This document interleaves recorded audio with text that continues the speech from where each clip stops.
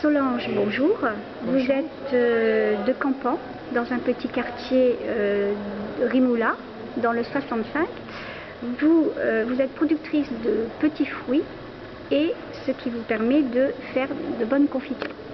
Voilà, donc ça fait 15 ans que je suis installée à Campan, dont je suis native, dans le quartier Rimoula entre Campan et Sainte-Marie de Campan.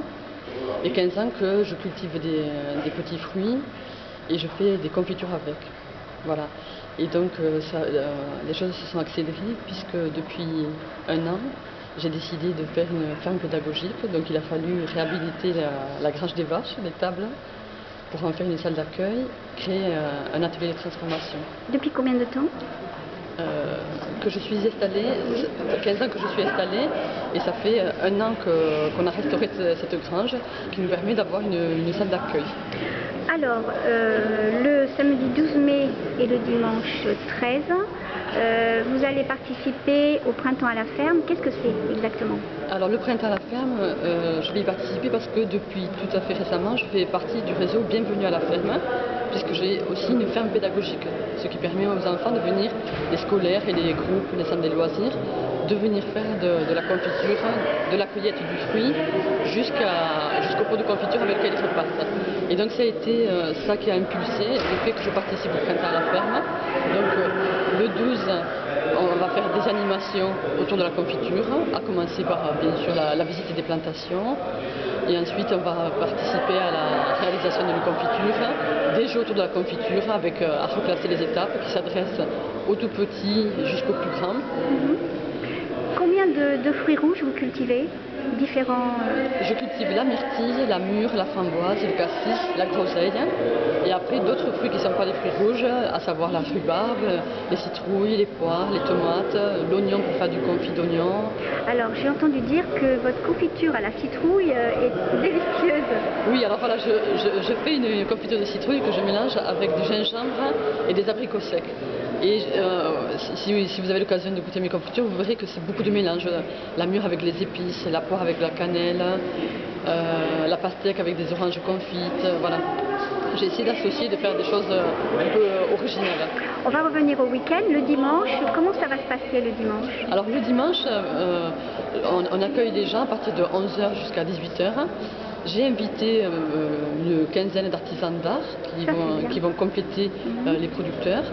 Et on va proposer un repas avec mes collègues. On fait tous partie de l'association qui s'appelle Les Chemins Gourmands. Et donc notre particularité, jusqu'à maintenant, on proposait ce qu'on appelle des pique-niques fermiers. C'est un repas composé avec uniquement les produits de nous tous. Donc à midi, on proposera un repas avec la viande de canard, la viande de bœuf, des mongettes, du miel, des confitures, du gâteau à l'approche, du fromage de chèvre, du fromage de vache. Voilà, c'est tout un plateau qui sera proposé par les producteurs des Chemins Gourmands. Il y aura bien sûr l'artisanat avec de l'artisanat que j'ai essayé, à mon goût, que j'ai essayé de trouver un peu original, de la mosaïque, des créations en carton, de la laine feutrée, de la coutellerie, de la fonderie d'art, enfin, je ne vais pas tous vous les citer. Il y aura d'autres producteurs invités, un producteur de bière artisanale, un de safran, de la tisane, un producteur de fromage de brebis. Voilà, ça va être pour ce qui est nourriture, mais comme il y aura une partie animation qui se fera à partir de 14h, comme le samedi 12, et donc là j'ai mis toute ma famille à contribution, donc ça va être donc ce que je vous disais, la visite et la démonstration de confiture, mais aussi rempotage de framboisier pour les enfants, fabrication d'empreintes végétales sur du textile, pêche au canard pour les tout petits. Très diversifié. Très diversifié. On va même installer une tyrolienne pour que les enfants puissent jouer à la tyrolienne. Voilà. En fait, j'espère que ce sera un moment chaleureux, il faut que le beau temps soit là. Voilà, pour moi c'est une première et j'ai envie de faire découvrir un peu mon métier, voir où je vis, voilà, sensibiliser les gens à ça. Alors aujourd'hui, en tant que productrice, est-ce que c'est un métier dans l'agriculture? Est-ce que c'est un métier qui devient de plus en plus dur?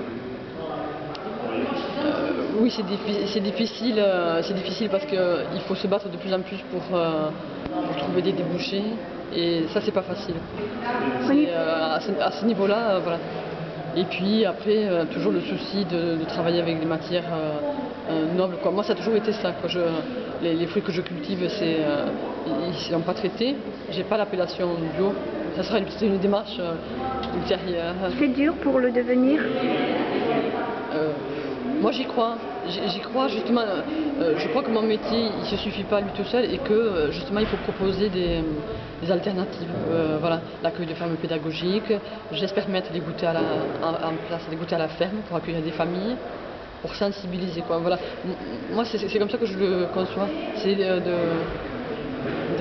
d'associer d'autres corps, voilà, parce que moi j'aime bien accueillir des gens chez moi, j'aime bien parler de mon métier, et c'est là que je me dis que je vais équilibrer. Alors, pendant le repas, si j'ai bien compris, le pique-nique fermier, vous avez donc invité les chanteurs du. C'est du patois, ça veut dire deux. Ils sont deux. D'accord. Ils seront peut-être trois. Et donc c'est des chanteurs locaux qui vont interpréter des chansons bigourdanes et puis des chansons françaises. En patois?